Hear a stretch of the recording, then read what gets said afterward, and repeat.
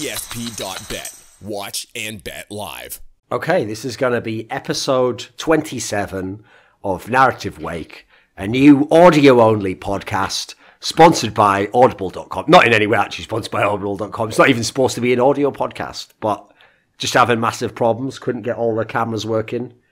OBS wouldn't work. So just going to have to go with an audio one. So you can just hear it. It'll be theatre of the mind. It'll be like radio, which, to be fair, I mean, I would make a harsh joke there. Like, some of us have been said that we've had a face for radio, you know. But we'll start. We're just going to start with that shot sound, right? So, usual host, Thorin. This time you'll just have to imagine I had a smug grin on my face. Well, technically they do, actually. In fact, here's a little secret for everyone, is that actually my camera has to go to OBS anyway, so they never see what I look like anyway. So actually, when you see me like roll my eyes when they talk for too long, I'm just a massive arsehole. They don't know I'm doing that. Bridge betrayed their trust and the integrity of the show, but I'll just let you all know that little sneak behind the curtain there. So, usual co-host, Kelsey Moser. Yeah. Back on another EU LCS episode. But luckily, we're actually allowed to talk about League of Legends this time because H2K managed to win some games. It's not bad, right? Not bad, yeah. I've scheduled it well, Kelsey. Yeah. You're not in that spiral of depression. And there's going to be no bitterness whatsoever towards Vitality even. It could be a fucking miracle episode, right? So the guests for this one, which obviously you can't see, so I'm going to have to introduce them audially, is going to be... We'll start off with the OG. We're going to start off... Well, funnily enough, he's even in a team called OG. It's sOAZ. Obviously, one of my favourite guests, I think, for stuff, because obviously, if you know anything about sOAZ, it's just unfiltered, isn't he? He just doesn't give a fuck. He's just literally been playing top lane. This is actually a real way to explain who sOAZ is. I did an interview with sOAZ in the spring of Season 3, and in the spring of Season 3, in like, we're talking like, you know, maybe like April 2013, he told me that he didn't particularly enjoy the game of League of Legends anymore. If he couldn't be a pro, he would never play it anymore. That the top lane was broken, that you couldn't carry from it anymore, and that he basically only played because he's really good, competition, and for money. And it is now 5 years later, and do some of those things still apply, sOAZ? I mean, I don't think I was playing necessarily for... I don't really care too much about the money back then until it started being a lot of money, you know? You know, it's like, when okay. You know, no, but it's actually true, you know? Like, when you start having... There's more about competition then. A lot of things, you know, you just want more, right? So yes, if you start winning a lot, you just want to win more. If you start getting a lot of money, you just want more money, you know? Yes, exactly. And plus, one of the other reasons I love that you exist, sOAZ, is obviously throughout history, you've been one of the people that Reddit has hated on because they're always like, oh, he's a fucking tilter, he's such a whiner. But all I'm going to say is this: you alone have outplaced NA at like fucking half the world championships that ever happened. So everyone in NA, well, I think you guys are the whiners now, aren't you? I think you get a bit tilted, don't you? So we'll just leave it at that, right? Thanks for joining the show, right? The other guest is going to be someone from the UK in esports. So obviously never thought I'd live to see these days, you know. I mean, maybe a commentator or something, you know. But what I like about Maxlore is he doesn't know this, but he actually does share a special lineage that UK esports has that not a lot of people have thought about, which is that we exist to tilt TSM off the face of the world. Because what happens is, obviously you have myself, you know, the classic foil to TSM, pissing them all off, all the fans, sometimes tilting people in the organisation and the players even. So I'll take credit for that. I did just tilt them. I was the original just tilt them, the original meme. And then obviously every Worlds, everyone knows that like my second birthday every year is the day that TSM goes out in groups where I always have my tweet, I have my videos, you know what I do. But here's the thing, people are thinking like, yeah, where's this going to go? How are you going to go from that to Maxlore? Well, think about who the other UK players were, right? So we had Freddy122. Now, what did Freddy122 do at a World Championship, which he should be knighted for by the Queen for fucking TSM up?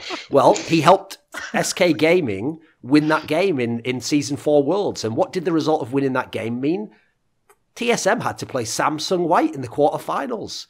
Probably one of my favourite series of all time, and probably one that someone like Amazing is triggered off the face of the planet for the rest of his life. He's just got PTSD. Never returned after that. So you're thinking, right, okay, you're crowbarring this a bit. This is very tenuous. That's surely it. No, because you've forgotten this, haven't you?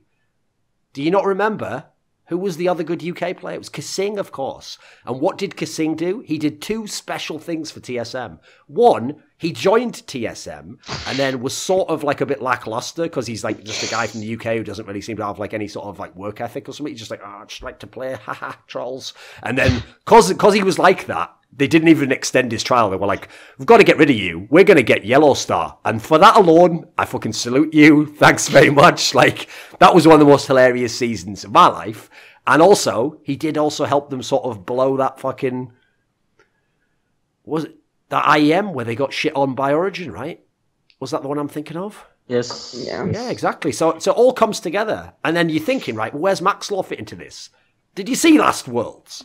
He literally took a team called Misfits, made up of people who are Misfits and couldn't get in any other good teams, and beat like probably like one of the highest paid Western teams who were like, we have won every split. Please, we must have another chance at the Worlds. And then obviously Maxlore exposed that you. Here's the thing. This is where perspective changes. I would have made a horrible joke there, like that you need a jungler in the game. But actually, from watching Cloud9, Svenskeren is a jungler. The secret is you've got to allow your jungler to actually play the jungle position. You know, he can't sort of be like Bjergsen's third summoner spell. Or just someone to draw ganks away from Bjergsen so that he dies in the jungle and then no one ganks Bjergsen. So that's right. I'm just like all the scum on Reddit. I'm just turning everything against Bjergsen. It's all his fault, apparently. And fucking love Jensen, innit? Right, so anyway, let's start this episode off. So here's where I want to start. Since up until a couple of weeks ago, the team that took the EU LCS by storm was Vitality. And this was a squad where, I think quite rightly, a lot of people sort of laughed at this lineup when it was formed at the beginning of the split. They were like, okay, sure, Kabashad was good a while ago, hasn't done anything for a while. They lost most of their good players, like people like Schalke picked them up. Now they're in a scenario where they got all these rookies in, and they're not even rookies that had like done anything special. They had like okay performances in earlier competitions. Right, Maxlore, you're a guy who comes from Challenger scene not so long ago. Did you have a good sense for the Vitality team? Did you actually think this lineup would be good? No, not really. Mainly because, I mean, I played against Mini Trupax in solo queue sometimes, and you'll see like some of his tournaments, and I think he was like the best in his team, but he wasn't like insane. And I think like up until a few months ago, Jizuki, the mid laner, didn't really have any macro knowledge, so I didn't really expect them to go this far. But they've I guess improved since I judged them, so I made that mistake. Okay, well, you say that, okay. So here's the thing. Yes, the results are clearly good, and they've definitely outperformed all expectations.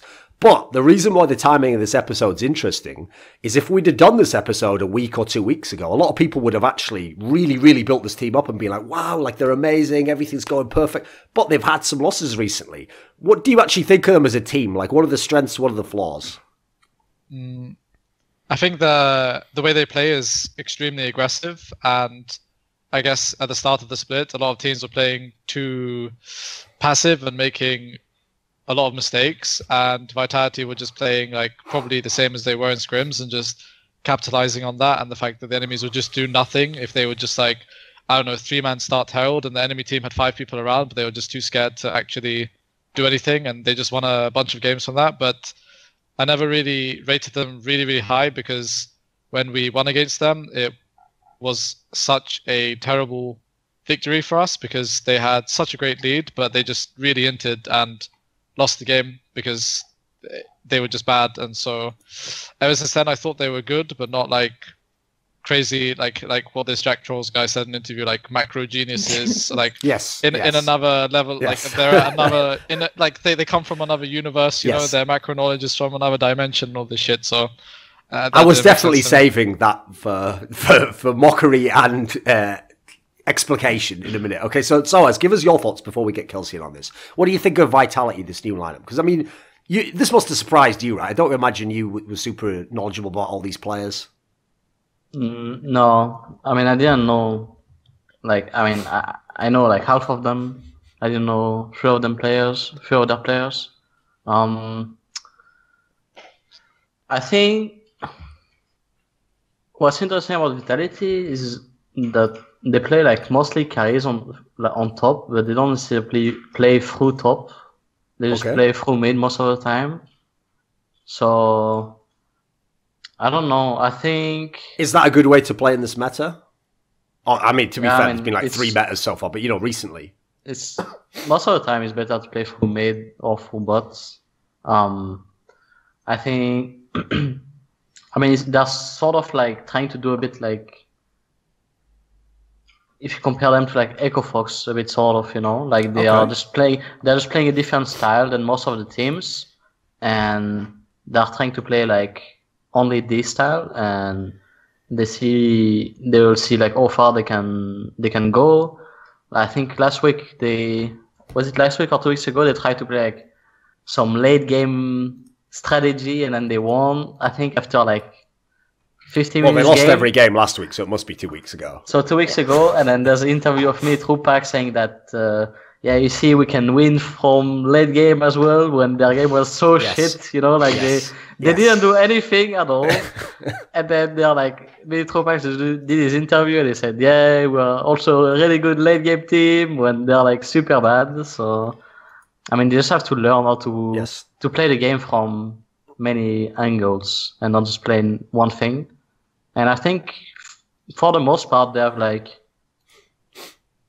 they never have like really like hard losing picks and bans. So most of the time they have decent or good pick and bans, which help them. Okay.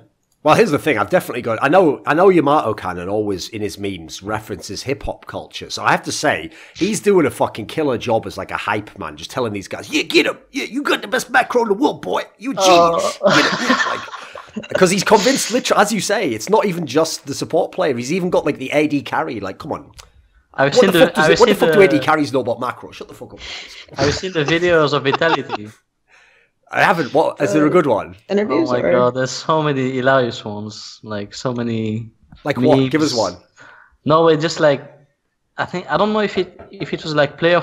I think that videos of like player focus, them doing interviews. Sometimes there's Yamato talking before the games and trying to hype the team, and from like an outsider point of view, it's just. I mean, as a rival, like because. Yeah, it just looks so fun. I don't know if Maxlore have seen it, but is he like really pumping them up, like giving them like epic speeches, like guys, today you're going to prove everyone wrong. You're the new future of the sport. Yes, no, it's really funny. It's really funny. It motivates me like just by watching it, and I'm not even playing LCS at that time. So yeah, I mean you have to understand the context here, guys. Like as I've already mentioned with sOAZ, this guy is such a veteran. He just like. Even when he's like borderline depressed, he still just like cruises out of Worlds groups. And then, even when his teammate, like, you lose in the World Championship, and everyone else, by the way, is like, fuck, maybe I'll never get back to World Championship. And sOAZ is like, see y'all next year. And then, his teammates are like crying, they're all emotional, like, fuck, what have I done? And sOAZ is like, fucking get over it, bro. Like, we got to go now. Like, can you hurry up, please? I need to leave the venue. Anyway, obviously sOAZ does not operate a no man left behind approach. He's like, right. We've given him his 10 minutes. We're just leaving the stage. I'll see you. You can deal with this yourself, mate. I'll see you back in France or whatever. Like anyway. So, Kelsey, what I like there is I didn't think it was going to go this way, but it was actually sOAZ who opened the door to a lot of, I thought, the interesting topics there. So here's one I have to ask you about. Okay. When he said that, he alluded to the part where the Vitality team themselves do seem to think that they have like strong macro game late, whereas actually, even when they were winning games, I actually did see a lot of people were quite fair on Reddit, and they were like, oh, they just got a lot of leads early, like the mid laner was playing well, but you had like a lot of good matchups. Do they actually show anything in macro? Are people being too harsh going the other way, saying that they were just getting these early leads? I mean, they really just have one way of playing. And what is that? And that. Like, as he said, through mid, like, if they can't play collapse mid comps, they kind of just fall apart. Like, if why do you think no one identified that? It's not only it's not to add something. It's not only through mid. It's like through mid and just wave clear bottom. So it's like it's usually top. Just like do whatever you want. Pick some jacks, pick whatever you want. Yes, and then. Bot have to play supportive style, and then jungle just plays on mid, and then bottom is on their own basically. Okay. Yeah. Okay, like you said, wave clear bot. Like if they have to actually 2v2 lane, I think they have some trouble.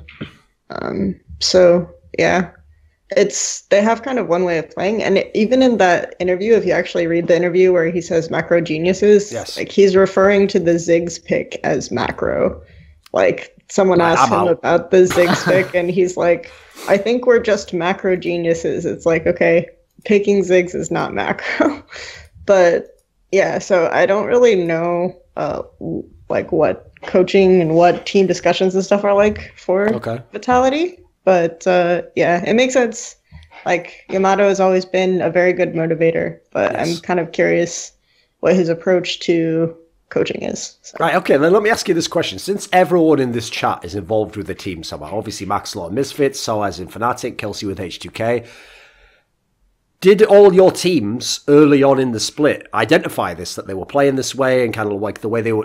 Was it kind of like a mystery? Has it only just come to light where everyone sort of figured them out, do you think? And we were the first ones to play them, so unfortunately we experienced it firsthand. I think we played them second week. We kind of identified it. I think for us we played them second week, so we didn't practice them too much in the early part of the season. Okay.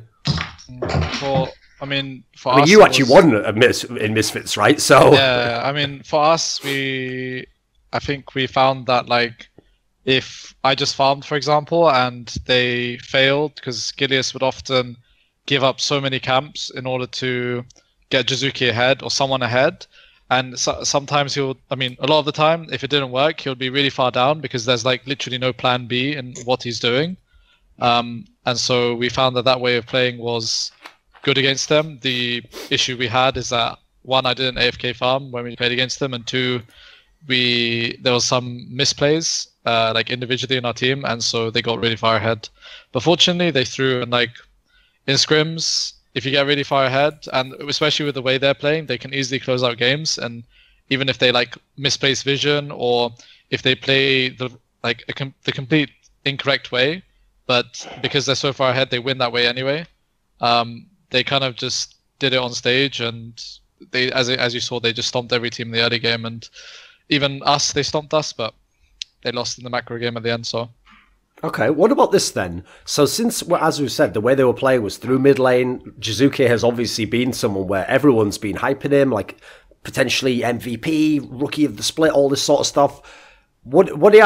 Has he actually been one of the best mid laners then?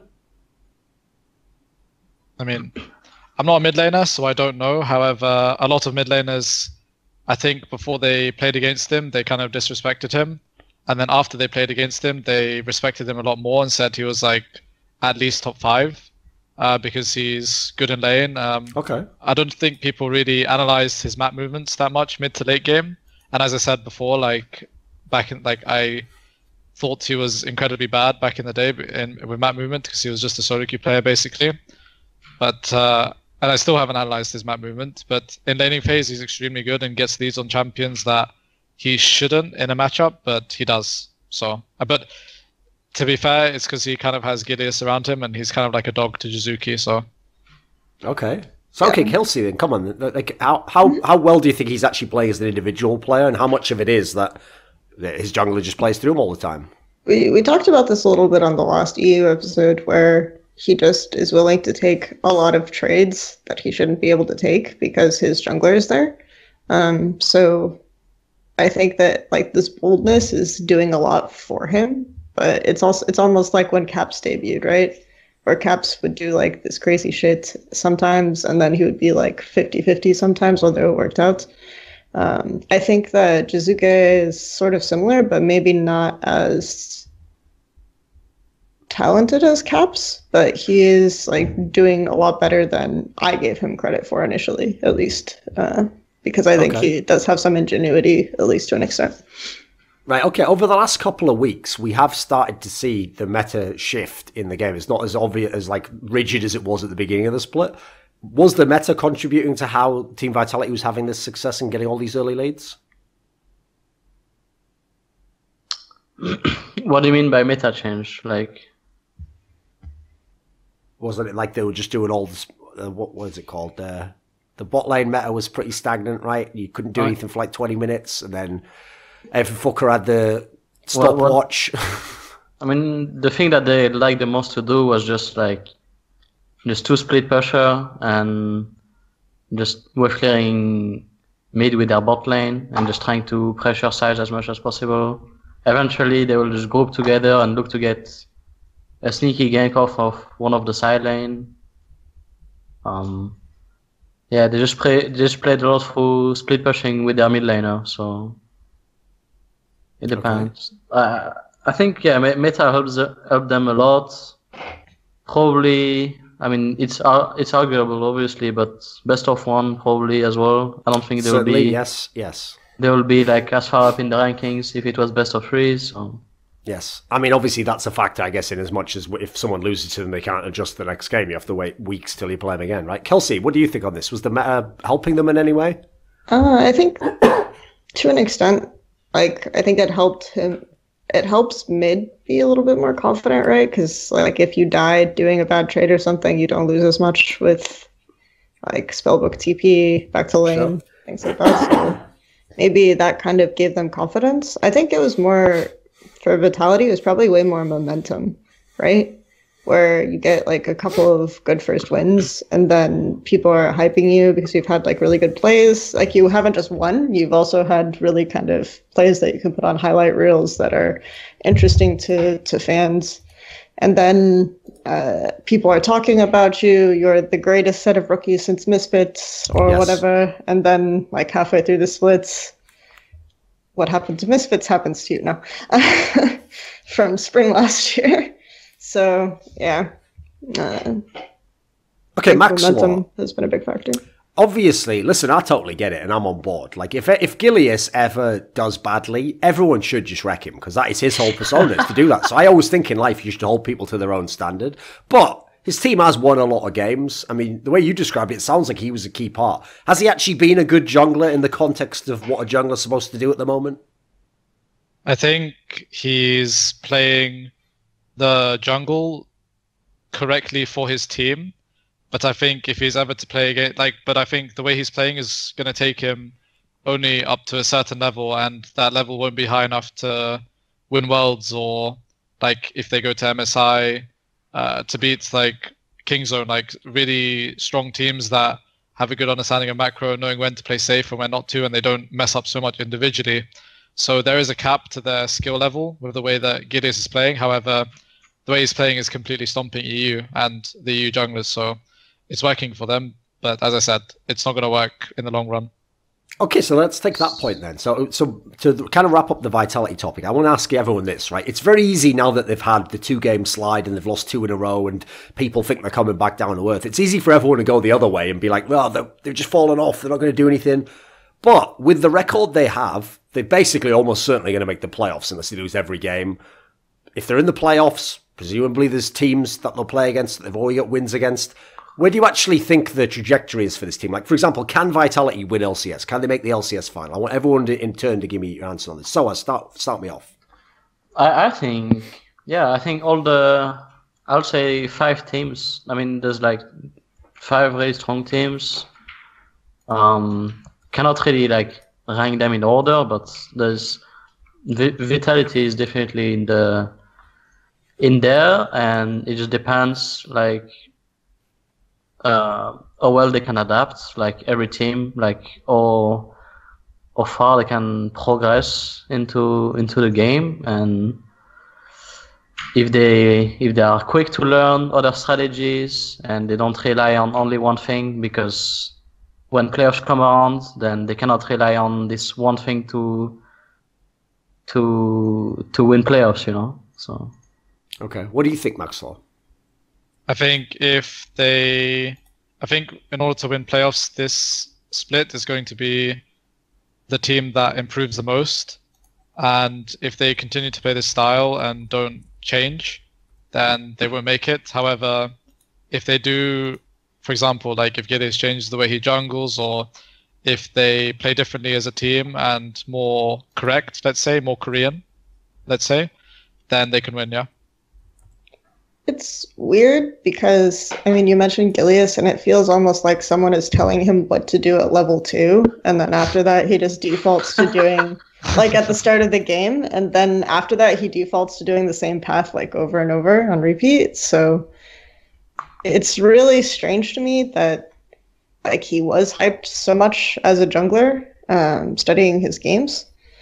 And I don't know, because this has always kind of been like a Gilius symptom, right? He picks like a path for a season and he kind of sticks to it to an extent. Okay. So I don't know if they can adapt based on that. It'll be really interesting. And a lot of times with like new teams full of younger players, it takes a while for them to learn new strategies. And EU LCS is like has had a lot of teams that are famous for, oh, we have this strategy and it's winning for us, so we'll stick to it until we can't anymore. And then it takes them a while to figure out like different ways to play, and it's just not something that you fix easily. I think both people in this call have experienced this before.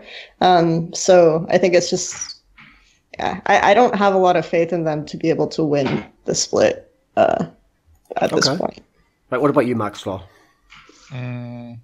I mean, I already said, like, they can if they adapt, but if they stay the same, then, like, the team's improving. I would say teams that are showing the most improvements are FNATIC and G2, and if they keep improving like this, then Vitality will have no chance. Okay. By the way, you know, since I really appreciate the Reddit community, and I know Kelsey does, she's often there herself. She is a Redditor, in fact. That's one of the ways I would, you know, in a way, she's like the little drop of sanity in the yin-yang chaotic Reddit scum of hive and villainy.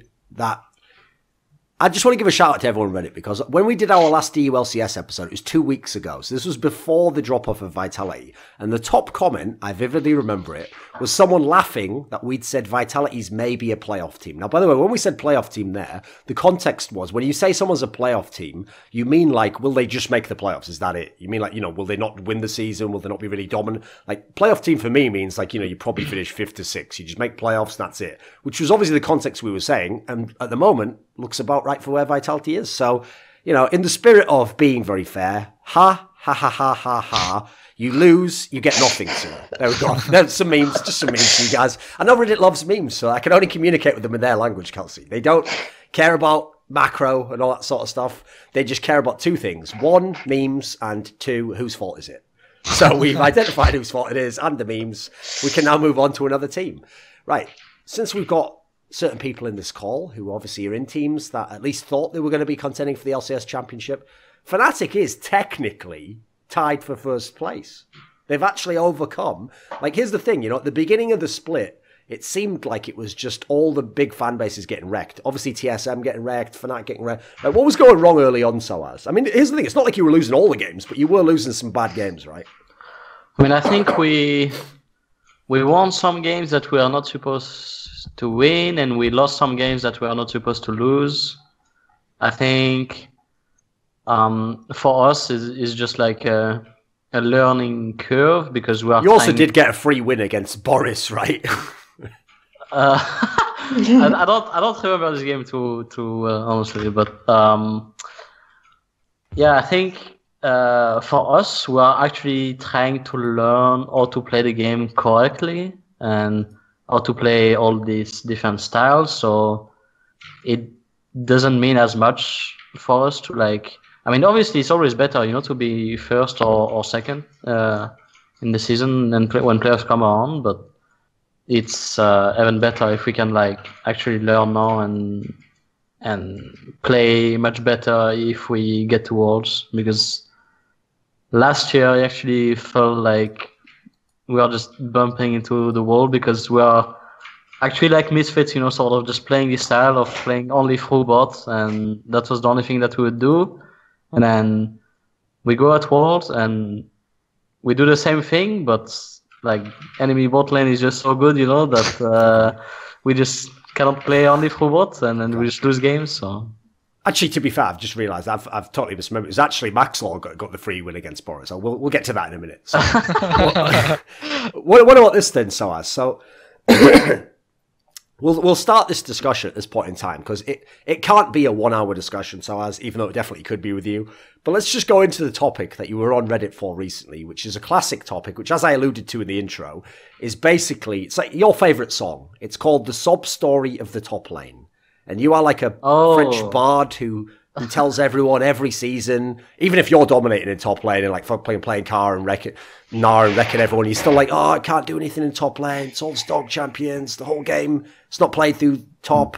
Recently, you said that even when like top has like champions you can play and carry champions, it feels like every other role is 5 times more impactful. You know, classic sOAZ, like hyperbole there. Literally, support 5 times more impactful than top lane. What did you mean by that? Give us like some context beyond just a headline. I don't mean like actual 5 times. You know, sure, it's hyperbole. Yes, okay. It's just my way of phrasing things. But so what was the core? I really think like, and I mean, I'm sure in my team, like everyone agrees, and probably in many other teams that just other roles are way more impactful.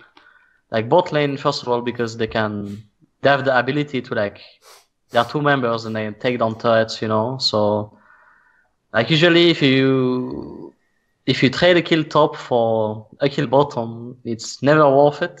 So, you know, there's a lot of conflicts of when you can actually do things on top lane and it being worth it or not, if they get something on mid or bot. So it's often hard, and it's usually not worth it to play for top. If there's 2 really strong teams that play against each other, and one plays for top and one plays for bot, then usually the one that plays for bot is gonna win the game. So there's something wrong with that, you know. Okay, right, Maxlore, your team has one of the best top laners. So, are you buying sOAZ's argument? Is there a different side you see to it? I think he is right. Where other roles have, well, okay, I wouldn't phrase it as other roles have more impact, but I would phrase it as if you want to carry as top lane, that every other player in your team has to be good. I think you can't really shine as a top laner if like your mid laner or jungle, even bot lane, if they're just like really underskilled compared to the enemy. Because like, I don't know, say if your jungler is always losing his jungle and your mid laner is just always getting pressured and you're playing a carry match up top lane, I think you're just going to die because, you know, they have more jungle and mid pressure and they're just going to come kill you or dive you. And it's really easy to dive top. However, I would say there are situations where you play top lane, like the team plays around top than bot, but it's, as sOAZ said, if there is a kill bot lane and they kill top lane, like in 99% of cases, that kill bot lane is going to win the game compared to the kill top lane. So it's unfortunate for top laners. Okay, right. What do you think, Kelsey? I mean, until the ward change, the Sightstone change, it was also a lot easier to gank top, though. So I think now it might be even worse for top lane, especially if jungle. No, you can give away. I was just gonna say that I think we're gonna go 0-5 every game now. Yeah. So, I mean, I think right now, like this particular meta might be worse for playing around top, but better for playing around bot. But then the new ward system comes out, and we'll see if top just like gets ganked every game. So. Okay. So when you said that, go on, sOAZ. I was gonna say if the next patch go through, I think if jungle just wants to get 1 kill, they'll just go top and get the kill. You know, like there's just no like this. We're all just gonna have to accept our fate and just take the death. I really hope your jungler doesn't watch this. The thing is, when you were saying that, like, if you want to play through top, like, basically all the other roles have to be like good or skilled or be able to sort of hold their own. Because I was thinking, anyone who's going to try and give a counter example, they're going to pick someone like King Zone or Echo Fox, but actually, even Cloud9. But actually, all these teams are pretty much stacked within their regions and have very good players at all the other positions. So I think it's not even a counter. It actually ties into exactly what you were saying, pretty much. Yeah, I think Khan wouldn't look so insane if he was on like a bottom tier LCS team, but every single other player in his role are like one of the best in the world. So Yeah. Kelsey, in this scenario, surely you can confirm this because isn't the LPL famous for all the carry top laners being on the shit teams? So does this match up with LPL? Yeah, kind of to an extent. That's fairly accurate. Is that historically teams that played around top would not be able to figure out how to handle the pressure in bot side. So and is it this split a similar scenario in China for the top laners? Oh gosh, there's so many teams in China right now. Yeah, I think it's somewhat similar. I mean, on the one saving grace is that like Camille in China is first pick or ban like every game. So then you get a lot more teams playing around top in those scenarios. But I think that's just because Camille is like not balanced. Especially, yeah. Go ahead. Sorry, I was gonna say it's probably the only champion on top lane that can actually do something with the lead, like it's Camille, because all the other champions you cannot snowball as much. So it makes sense that if they have Camille, they can try to play through top, and hopefully the Camille carries if the team is good. But it's probably the only champion. Right. Well, that was yeah. What about Riven? Except you have to be Khan apparently. Riven. So. I don't think Riven is that good into GP. I'm just saying. Yeah. He was just memeing. Right, okay, here's the thing. So I was contractually obliged, in order to let sOAZ appear on the show, we had to have 5 minutes where we explain why the meta doesn't allow him to be the best player in the world and carry. So we've got that out of the way now. Now we can get back to talking about FNATIC. Kelsey, what do you think of this season's FNATIC? Because obviously they were a team that had a lot of hype because people thought, oh, cool, if G2's split up, they should be the de facto #1 team. They kept most of their players. They maybe even upgraded a position.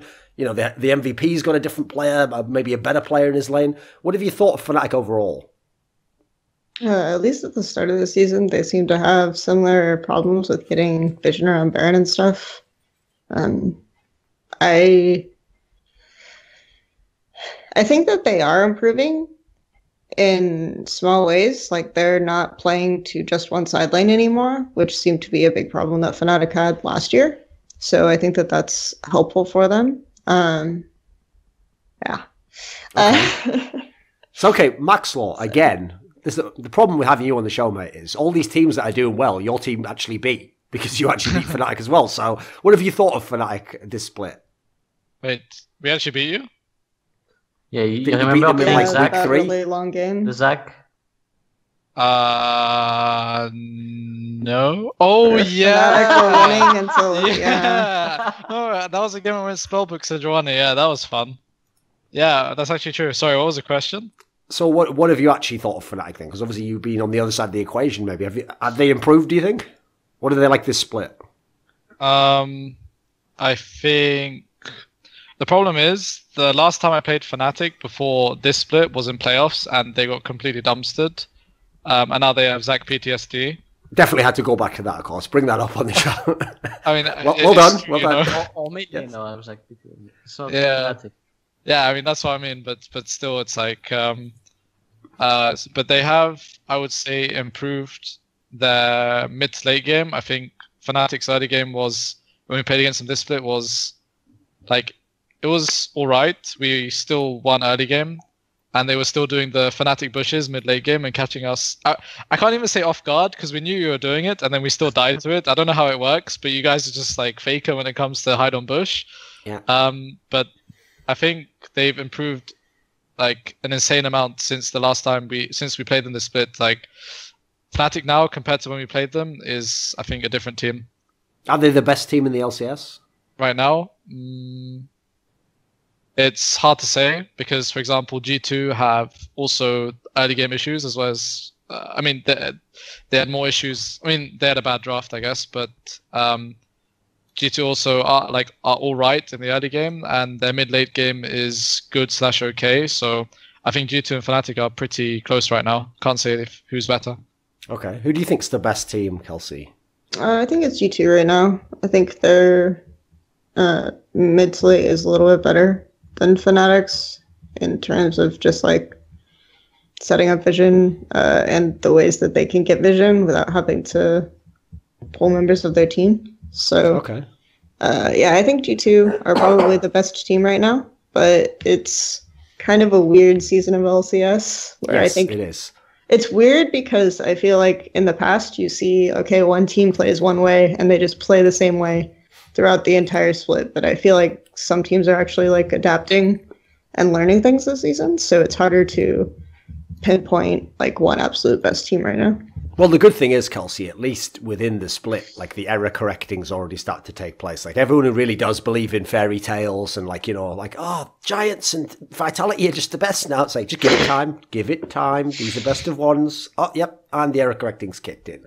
Right. Since you referenced G2, let's talk about G2 then. So what do you think, what do you think the problems have been for G2 Maxlore, and what's fixed? Because even though they have a lot of new players in their lineup who, yes, haven't been championship players, when I just heard in the off-season that they're going to get Jankos and they're going to pair him with Perks, I was like, this could go so well. So what have you actually thought of G2? I think their top is like one of the best in EU in terms of laning phase, and I think he's good mid to late game too.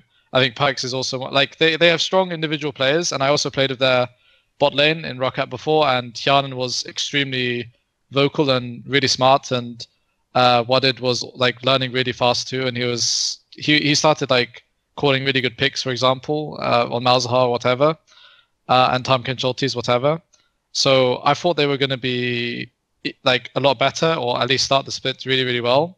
However, the early game is still like they're just making so many silly mistakes, I would say. And the early game, I don't know if they understand it that well. They're like all right. They're not like insane. They're not like, I wouldn't say good. They're like all right. And their drafts are, at least when they drafted against us in our last game that we lost, unfortunately, their draft wasn't that good compared to us. So it's, I mean, maybe, as I said, that, like you're saying, it's best of one, so they can easily just fuck up once, you know, in draft or something, and maybe I have a bad read on the team, but based on that, that's my view on them. sOAZ, what do you think of G2? I would say the same as Kelsey, like they're probably the best team, but I think like they are the best team against other teams, but I think if we will face them, I think I could do fine myself, and I think our like mid is like pretty much the same as well. Jungle is gonna be fine as well, but I think we have like an upgrade in terms of bottom lane. So I think we could, like, if we play them in best of 3 or in best of 1 in like normal settings, I think our bottom lane would carry the game. Okay, I mean, you already beat them in the split, right? So how did that happen? Oh, I don't even remember the games I've played. I played too many. Right, no one else. Okay. Apparently, it was in week 2. I think I remember I played Show into Gnar because maybe On was banned or something. I don't remember exactly. Yes, that seems to be correct. I remember I played Shoguts. One of your favorites? Yeah. No, I used to like Shogat actually. Pre-Worlds patch, he was like so strong, but then Ardent came in and then I was getting one shot, so I didn't like that. But you played it and you won, so you did good, like a loyal dog. You protected your owner. No, but about G2, I think I agree. Like, I think Wonder I've been playing so much better than he used to. Probably is holding back. Yes. But yeah, no, I think Wonder is playing really, really good this split. Perks is playing always good, usually. Janko's a bit up and down, and their bot lane, you're not sure, like, how well they can do yet. It's just a bit of an underwhelming bot lane, isn't it? It's a bit coin flip. So I would bank on our bot lane to carry. Okay. Right, obviously, I mean, everyone's answer sounds at the moment like there's no clear, like, this is the dominant team who's number one. Yes, definitely going to win. Yeah. Since the storyline that actually G2 survived off for a bunch of the last few splits was that whole angle of like, oh, but if they get to the best of X, they're going to be so good in series. Right? That surely can't apply anymore, right, Kelsey? It's a pretty different team, right? Yeah, I think it's a really different team. They have a few peculiarities that were in common with the old G2. There are probably some things that are carried over from like the way Perks likes to play, but then they also have some peculiarities of like fixating on certain blue buff control aspects and stuff like this that come over from how other teams play. So yes, I think, yeah, it's a very different team. I don't think it's going to be like, but I mean, maybe because their drafts are being like a little bit up and down depending on the game. Maybe a best of series will be better for them, because I think that was a big part of why G2 weren't that good in best of ones, is because I think they had like issues with their first draft or something like this. Okay. So maybe that thing will be retained, but the rest of it, I don't think so. Because like, I definitely get that, because they started the split so badly and they lost all those games, especially when they were losing to like Rockart and Giants, obviously teams people didn't think were going to be good. I know why people hopped off and were like, oh, it's a bad team. But for example, even when this Vitality team was winning all those games and people were like, wow, maybe this Suzuki is the MVP. Like, any game of G2 I watched, I thought Perks still looked like the best mid laner in EU LCS. Like, they still have some really good parts, right? I think Perks and Caps are the best right now as mid. I don't think Jizuki is even close to them yet. Yeah. I think that's fair. Right, let me think. I'm trying to think who we should talk about. Who would be the sexiest to talk about now? It has to be someone interesting. Because I don't want to do Giants right now. We'll save that for a little bit. Well, that'll be dessert. Okay, let's just talk about Misfits then. So, with this lineup, Maxlore, we had all these different moves. What's interesting is, even though these big names left the team, almost everyone when we had the preview episode didn't actually say like, oh, this team's going to be way worse. Most people thought most of the player changes were sort of what you call like a sideways player change, like, you know, like similar sort of player, similar player level. What has this split been like for Misfits? Because obviously if it really had been like just almost no change in terms of player ability, people would think Misfits should also be a team that's top of the league. So what's been the up and the down of this split for you? I think we're having a lot of issues in the team that aren't like, I wouldn't say they're like toxic or negative issues. I'd say it's just like issues that teams have when they communication issues. Yeah, communication, like understanding what like certain players want, like mid jungle synergy or like mid bot synergy, since the change of Mickey and stuff like this. Okay. Because, for example, with my previous mid laner, Power of Evil, there were memes, and he even tweeted, you know, and people were flaming at him for saying that me and him were the best mid jungle in the West. But I honestly believe that we were, just because we really understood each other and what we wanted and how we played.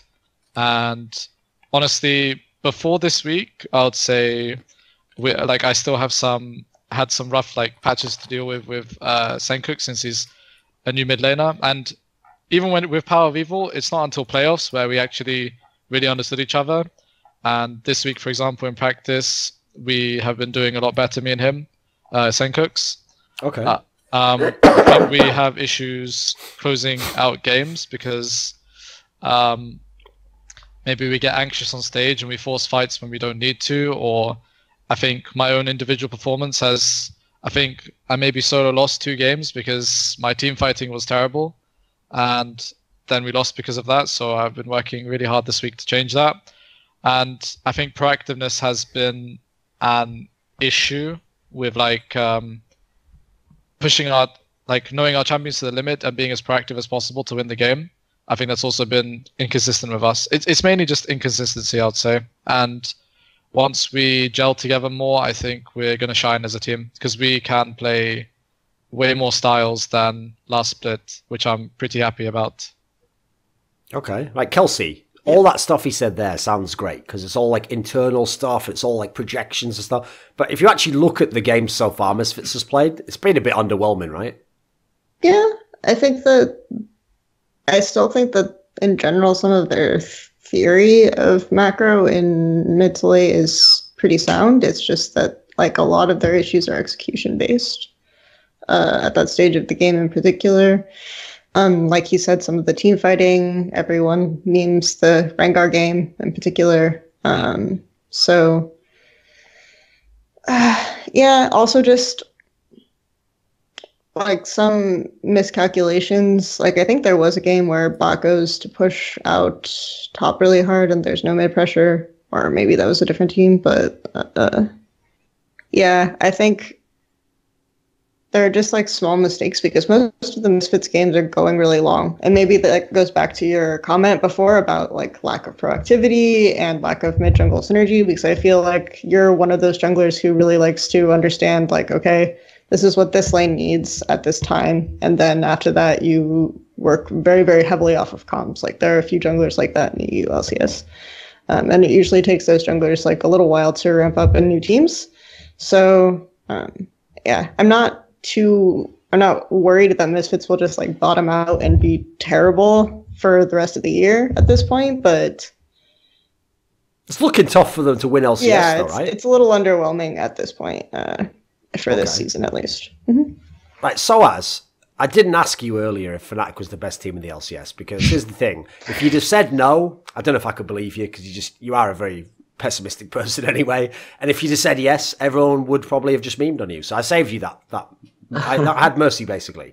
But this is your chance, mate. That Misfits team absolutely embarrassed you. They showed you up. They even stole your glory at Worlds, where you got out of the group that had like the best team at Worlds in it, in my opinion. And then you played against WE, and you would have been the Western heroes. But these fucks just like, you know, took advantage of a bad SK Telecom and just did a bunch of shit that, like, well, I mean, who did his best to lose that series? But come on, this is the time. Misfits is kind of a bit average, aren't they?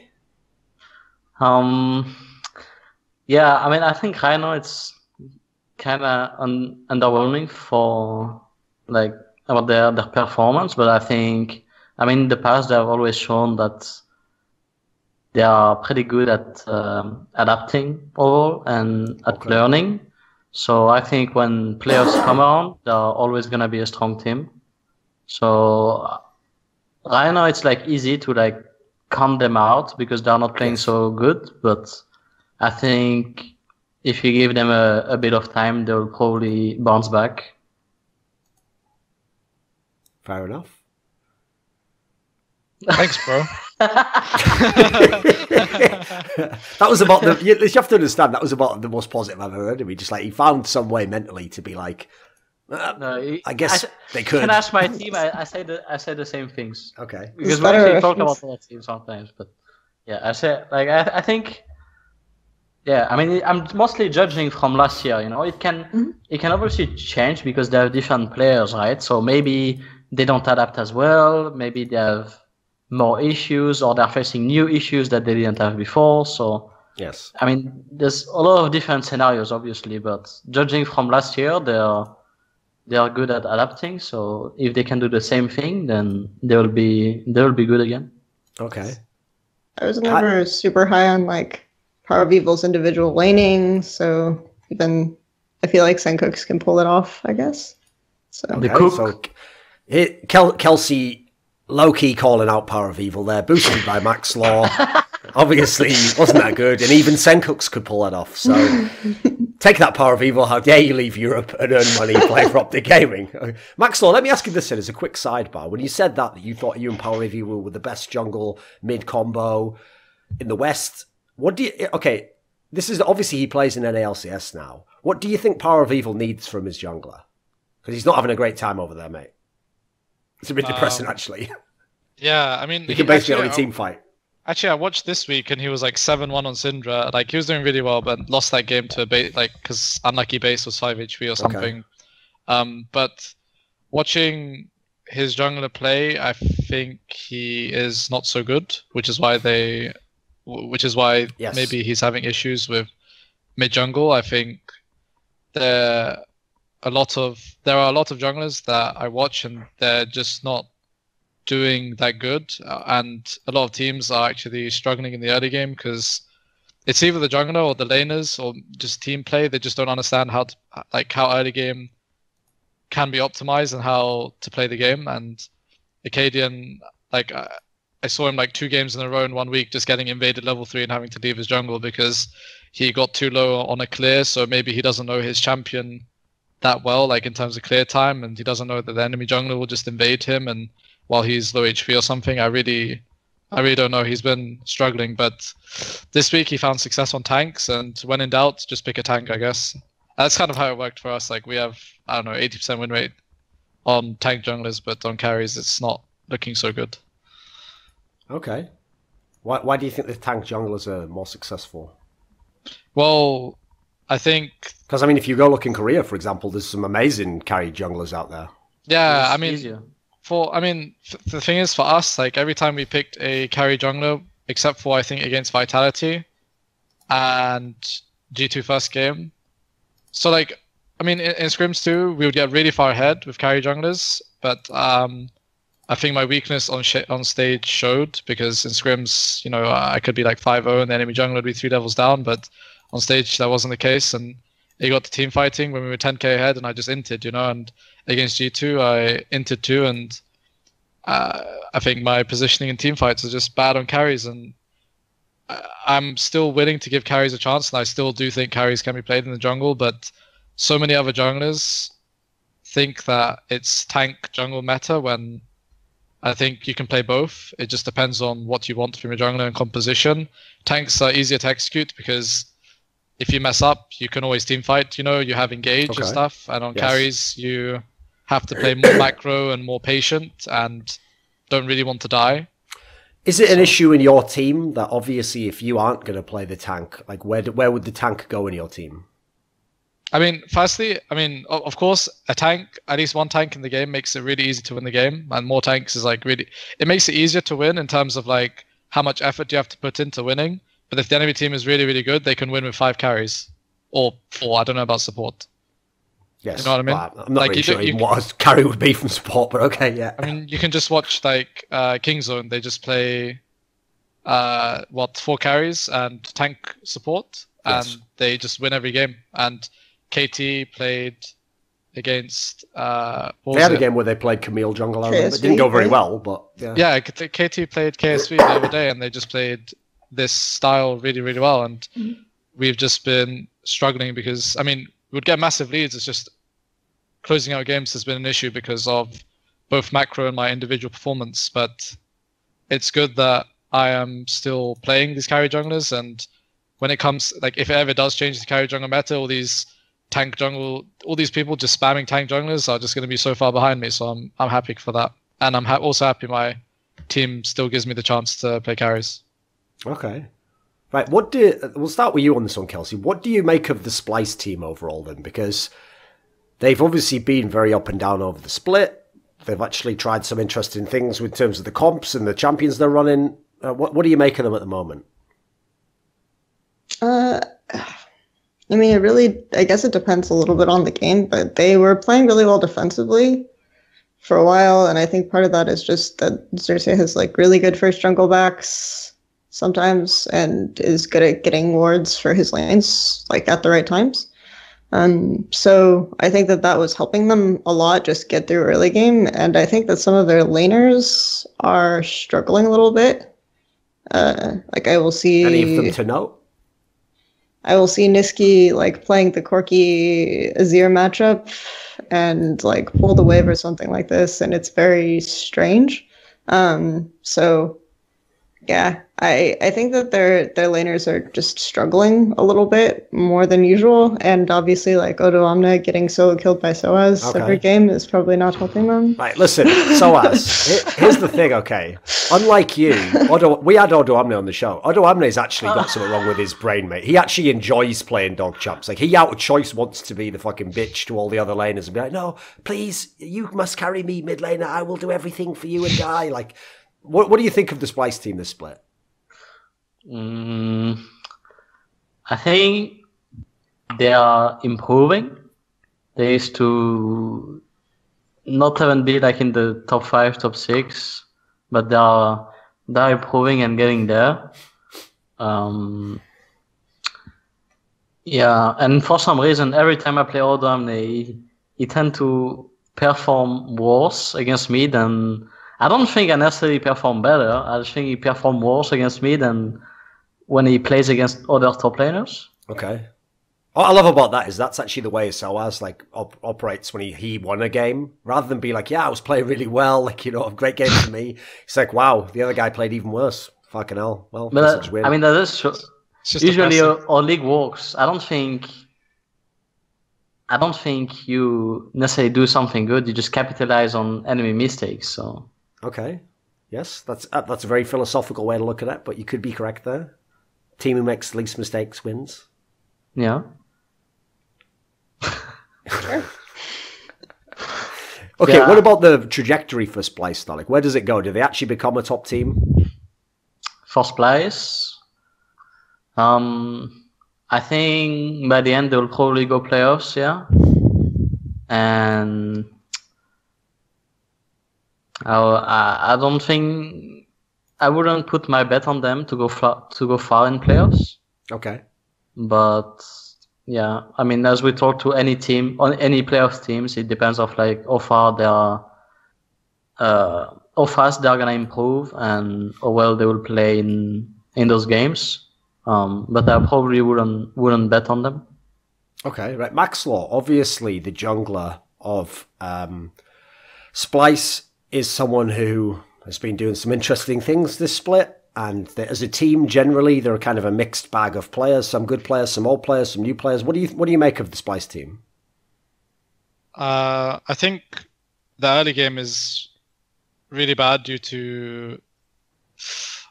But at least when I played them on stage, I think their jungler played bad in terms of how he should play, in my opinion.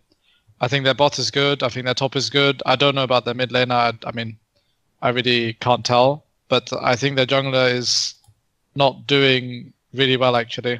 What was bizarre was I noticed he's someone where like all his success came on Zac, and then all of his losses pretty much were on Sejuani. So where does he sit in the meta at the moment? Like, I know if you watch NA LCS, like Dardoch's like mad pressuring everywhere with Zac and it looks super sick. But what do you make of the jungler of Splice in this sense? I mean, the thing is, for example, when I played against him, he did a very greedy path that resulted in his team not getting any vision until like 5 or 6 minutes, when really you can get a tracker's knife at 4 minutes or something and completely ward one side of the jungle. But this guy did like it was either a defensive clear for no reason or a really greedy clear, and he didn't provide vision for his team, and it allowed us to get such a huge lead. But you know, classic Misfits, we just inted and lost the game.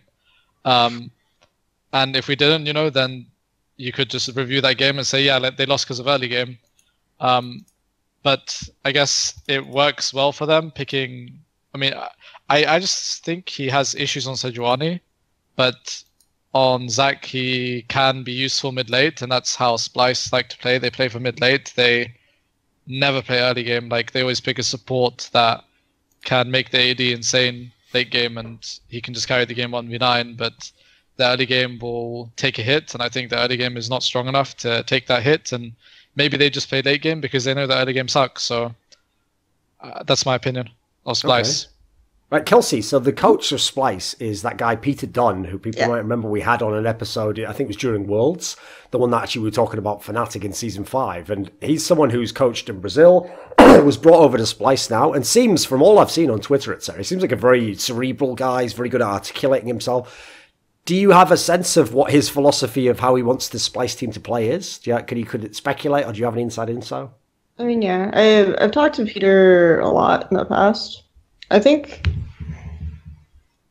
he's really against roller coasters, though.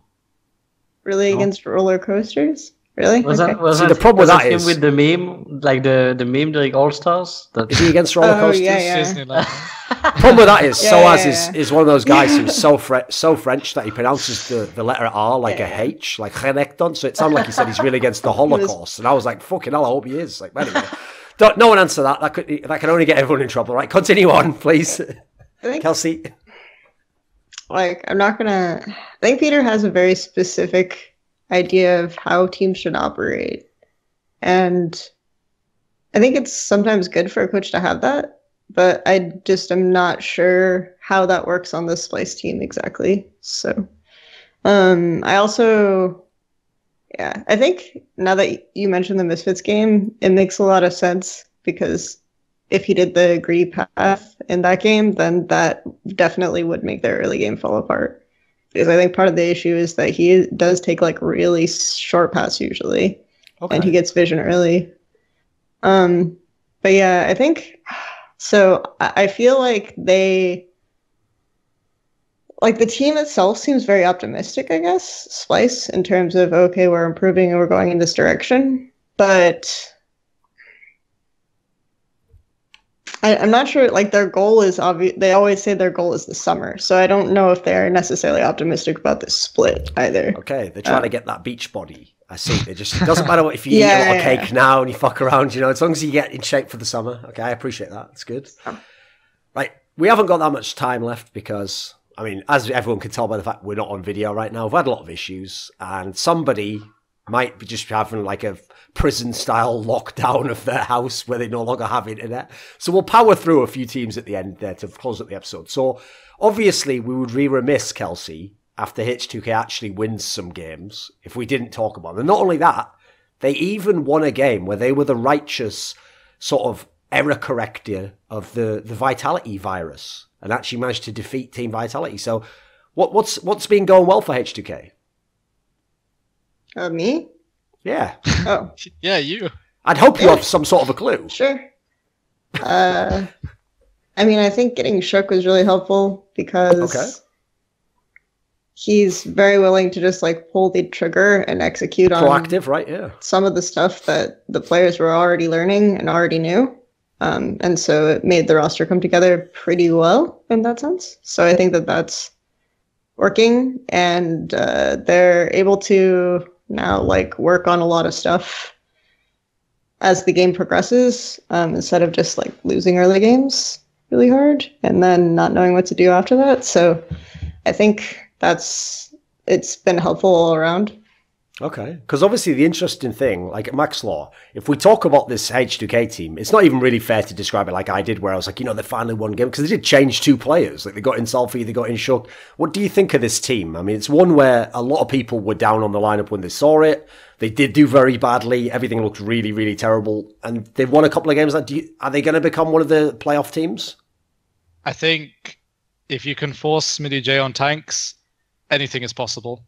So yeah, they can maybe make playoffs. I mean, actually, they're 2-6 now, maybe 3-7. 3-7, yeah.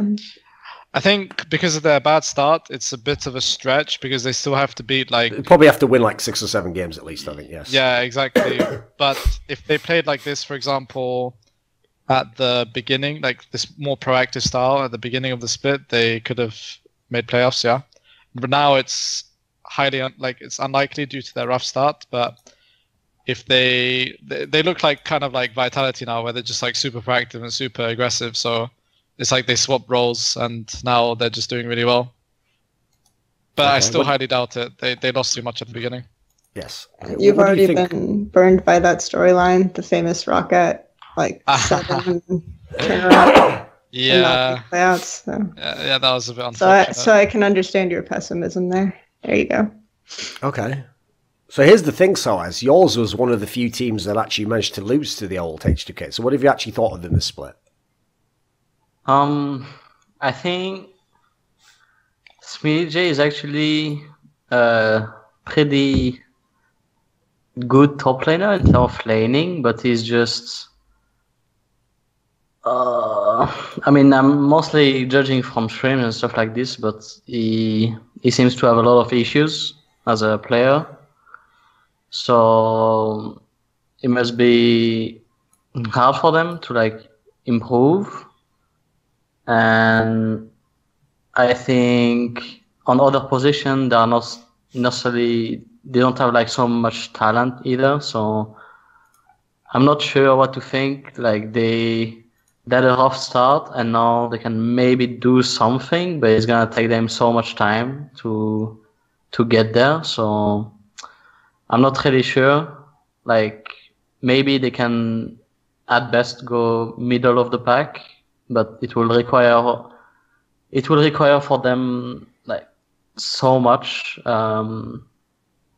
like effort and also like luck probably. Like as we all know, we are playing best of one, so... Yeah. Fair enough. Okay, right. Since there's not much time left, one last team I want to ask about. And I'm going to make an executive decision here. I don't actually give a fuck about Giants Gaming. I think they probably are going downhill. So I'm just going to say we're not going to talk about them. The one team we're going to talk about, because I want to get your guys' take on this, because they've got some veteran players, is Schalke. Because Schalke is a team that wasn't doing that well earlier in the split. Actually aren't doing that well now either. Like, they've lost 3 of the last 4. Just lost to Roccat. This is a team that has some pretty good players in the team. A lot of people thought they should have been a team that had a chance to contend, or, you know, maybe like Vizicachi because he's free from unicorns now. This is his chance to maybe go deep. What do you think the flaws have been in Schalke, sOAZ? I mean, I thought Vizicachi, for last year, you have been like, it was a spring split where he got voted MVP of the season or whatever. I thought it was good, but I never thought Vizicachi of like a insane player, like both in lane and outside the lane. I don't know about his communication and everything, but I think he was probably a bit like overhyped from casters, in my opinion. It helps if you just get to play carry champions all the time and you play in a shit team. So I mean, for his defense, he was like pretty good on Renekton. I thought it was like the only champion where he was actually shining, and he couldn't play Renekton on all scenarios. But he was probably good at this champion. Probably the only champion where I was like, he's actually good at this. And for the rest of the team, I think bot lane is like on a slump, sort of. I feel like mid lane is good, or good for the most part. Yes. And yeah, I think they are not as crazy as like, if they had good synergy, they could be a really good team, really solid. But it seems like they are good player for the most part, not insane players, but they're lacking the synergy as well. Yeah. So they just make them a mediocre team. Okay. For now. So Maxlore, when people talk about the Schalke team, I noticed that nobody really seems to be hyping them on Reddit. Like, no one thinks, they're going to come back and do super well. But I actually have seen most people still appraising Nukeduck and being like, even if his team's bad, he's pretty good. What do you actually think of their squad? Like, is this just a team that's malfunctioning? Is it just a bad composition of players? What's the problem here? I think one of the main issues is that AD carry is not performing as good as he should be, and maybe I'm being unfair on him, but I know that I'm friends with him and I've played with him many times. I know he is actually a fantastic player. He's just making really stupid mistakes on stage. Like, I think he solo lost the game because he got against FNATIC. Actually, he just died to Caps, like mid lane. He just Caps just pressed W, like Valkyried on him and just auto attacked him, and he died with flash up. However, in scrims, he's fantastic, and he's like a kind of like Hansama as well. So it's unfortunate to see him play not at his level, and I think it's really hurting Schalke because maybe they're used to him carrying every game alone. I feel like they're all kind of underperforming except for maybe their jungler. I think he's doing fine, if not good, but not like exceptional. And Nukeduck is good. Vizicachi is good on certain champions. Vander is good too, but I think he's also underperforming. So maybe they put too much pressure on themselves and they know that they're fantastic, and then they go on stage and they just hard choke. Or I don't know. Maybe there's another reason we don't know about. But I rate them highly, individually and like in terms of macro knowledge. Okay, right. Kelsey, no pressure, but this is the final word of the episode. So please give us your thoughts on Schalke and why they are not a top team, even though they have some good players. I mean, even there, Maxlore pretty much described almost every player is actually good, but it's just not working out at the moment. So what's your thoughts?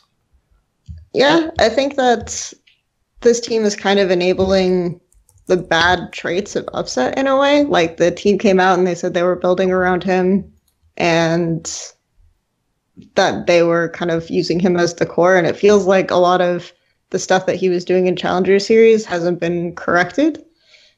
Like, my thing isn't necessarily even him getting caught out in bases at the end of the game against G2 or against Caps, like getting run over by Corki. I think it's more For me, my issues with Upset are more like when he is greeting for mid priority or something and he's trying to push out mid and then he gets caught with no silent pressure or anything of that nature. And then just like he's playing the same, they're playing like a very one-dimensional approach where they're just hyper carry bot every game. And then they want to group up mid every game. And it's just not a team fight like this. And I think it's just not coming together. People are able to read them and they're a little bit predictable. And there are a lot of instances where they're able to get caught out. So I think that that's kind of the main overall issue with Schalke right now. Would you pick them to turn it around, though? Not right now. I mean, they've given no real indication that they are learning anything. Like, I think the teams that are the most promising are the ones that look different from the way they did in the first week. And obviously, they don't have Boris anymore on their bot lane. But otherwise, they don't look that different or like that they've advanced that much at all. So, yeah. Hey, it's Crumbs. You're lost? How do you not know where you are? It's Thorin's channel.